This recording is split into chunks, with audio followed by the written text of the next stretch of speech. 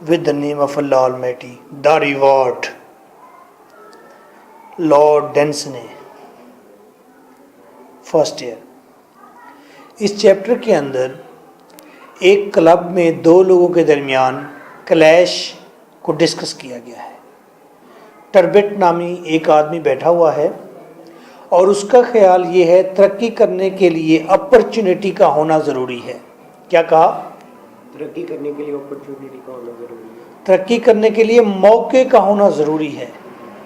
यानी कि अगर आप एसपी बनना चाहते हैं तो इलाके में कोई पुलिस स्टेशन तो होना चाहिए ना। अगर इलाके में पुलिस स्टेशन ही नहीं है और वो इलाके में लोग ही 500 रहते हैं, है सारा वीराना, तो वहाँ पर एसपी का होना ही नामुमकिन है। हाँ, वहाँ पर कोई पुलिस कांस्टेबल या एएसआई तो हो सकता है। अब अपॉर्चुनिटी होगी तो आप वो बनेंगे। अब इस बात की तकवीत यूँ मिलती है, जो अमीर मुल्क हैं वहाँ पर लोग आसानी से तरक्की कर जाते हैं, बड़ी पोस्ट पर पहुँच जाते हैं। दूसरी मिसाल ये है, एक स्कूल के अंदर एक इलाके के अंदर अगर कोई स्कूल ही नहीं है तो एक बच्चा वहाँ पर बैठकर साइंटिस्ट बनने का ख्वाब नहीं देख सकता, क्योंकि अपॉर्चुनिटी नहीं है पढ़ने की। तो अपॉर्चुनिटी होगी तो वो शख्स बन जाएगा। एक इलाका है, उसमें 500 लोग तो रहते हैं लेकिन सारे मजदूर हैं। वहाँ से किसी राइटर का इमर्ज होना बनना मुश्किल है, क्योंकि वहाँ पर सारे मजदूर हैं। एक इलाका है दूसरा, उसमें 300 लोग रहते हैं लेकिन वहाँ पर यूनिवर्सिटी भी है, कॉलेज भी है, स्कूल भी है, ट्रेंड भी है, समझ भी है, सोच भी है। तो वहाँ जो बच्चा ख्वाब देखे कि मैं राइटर बनूंगा तो अपॉर्चुनिटी मौजूद है ना, तो वो बन जाएगा। ये है टर्बिट का व्यू कि तरक्की करने के लिए अपॉर्चुनिटी का होना ज़रूरी है। क्लब में एक और शख्स बैठा हुआ है जिसका नाम है जोरकिन। जोरकिन कहता है तरक्की के लिए डिटर्मिनेशन का होना ज़रूरी है, अज़म का होना ज़रूरी है। अपॉर्चुनिटी की कोई बात नहीं, अगर आपके अज़म है कि आपने एसपी बनना है तो आप एसपी बनने का माहौल भी खुद ही क्रिएट कर लेंगे। अगर आपके मन में है कि आपने राइटर बनना है तो आप राइटर बनने का माहौल भी क्रिएट कर लेंगे। अगर आप डिटरमाइंड हैं तो चाहे आपको 50 साल क्यों ना लग जाए। अब ये दो अलग अलग बातें हैं। कुछ लोगों का ख्याल ये है कि अपॉर्चुनिटी एंड डिटर्मिनेशन दोनों चीज़ों की ज़रूरत होती है, लेकिन जोरकिन एक कहानी सुनाता है। वो कहता है मैं आपको डिटर्मिनेशन की एक कहानी सुनाता हूँ। एक आदमी था, उसका नाम था जॉर्जियस। वो 16 ईयर का नौजवान था, एनर्जेटिक था। उसके मन में ख्याल आ गया था कि मैं स्केटिंग चैम्पियन बनूं, लेकिन वहाँ तो ना स्केटिंग का एटमॉस्फेयर था, ना वसाइल थे, ना कंपटीशन पॉसिबल था, ना उसके पास पैसा था, ना वो अरेंज करने का कोई वसाइल रखता था। वो सहारा के अंदर रेत के ऊपर फिसलने का कंपटीशन कराना चाहता था। सहारा डेजर्ट का नाम है, सहारा एक सहरा का नाम है, रेतले इलाके का नाम है। उस सहरा के अंदर वो शख्स स्केटिंग कंपटीशन के अंदर स्केटिंग चैंपियन बनना चाहता था। कौन? जॉर्जियस। ये कहानी कौन सुना रहा है? जोरकिन सुना रहा है। तो टर्बिट पूछता है कि फिर क्या हुआ? उसने कहा फिर वो अपने अज़म के साथ चिमटा रहा, वो डिटरमाइंड रहा, उसके अंदर फॉर्टिट्यूड रही, वो मजबूत स्टिक रहा अपने अज़म के साथ, उसने हासिल कर लिया। तो पूछा जाता है कैसे हासिल कर लिया? उसने कहा कि वो अच्छा एथलीट था स्केटिंग का, वो पॉलिटिक्स में चला गया, सियासत में चला गया, और साथ साथ एथलीट भी रहा, सियासत भी करता रहा।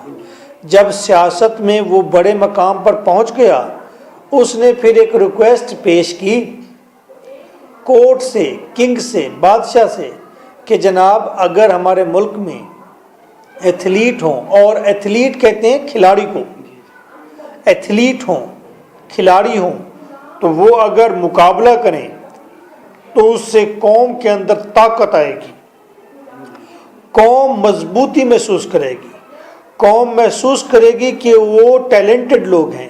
شاہد افریدی بلہ گھماتا ہے تو ہمارا مان ہوتا ہے نا، ہم پورے دنیا میں جا کر کہتے ہیں کہ شاہد افریدی کو جانتے ہو نا کہ وہ ہمارے ملک کا ہے، تو ہمیں فخر ہوتا ہے، ہمیں طاقت محسوس ہوتی ہے کہ ہم بڑے ٹیلنٹڈ لوگ ہیں۔ تو اسی لیے یہ سپورٹس کا فائدہ ہوتا ہے۔ تو اب براؤن لارا ہے، اسے سارے جانتے ہیں نا، تو پتہ چل گیا نا 6 بالز پر 6 چھکے لگانے والا براؤن لارا یہ اس کنٹری کا ہے، ٹھیک ہے، یہ لوگ بڑے ٹیلنٹڈ ہیں۔ اسی طرح وہ کہتا ہے کہ ایتھلیٹ کمپٹیشن ہونا چاہیے، تو آخر کار اس کی درخواست مان لی جاتی ہے، اور سہارا کے اندر ایک ایتھلیٹ کمپٹیشن رکھا جاتا ہے جس کے اندر سکیٹنگ کا بھی کمپٹیشن رکھا جاتا ہے۔ سکیٹنگ کا مطلب ہے پیروں کے نیچے 2 لمبی لمبی پٹیاں باندھ کر ریت کے اوپر پھسلنا، سکیٹنگ کا بھی کمپٹیشن رکھا جاتا ہے۔ تو جب کمپٹیشن وہ رکھا جاتا ہے تو اس وقت جارجس کی ایج 60 ایئرز ہوتی ہے، ہاں، تو کہتا ہے پھر اس سے بڑا ایتھلیٹ کون تھا؟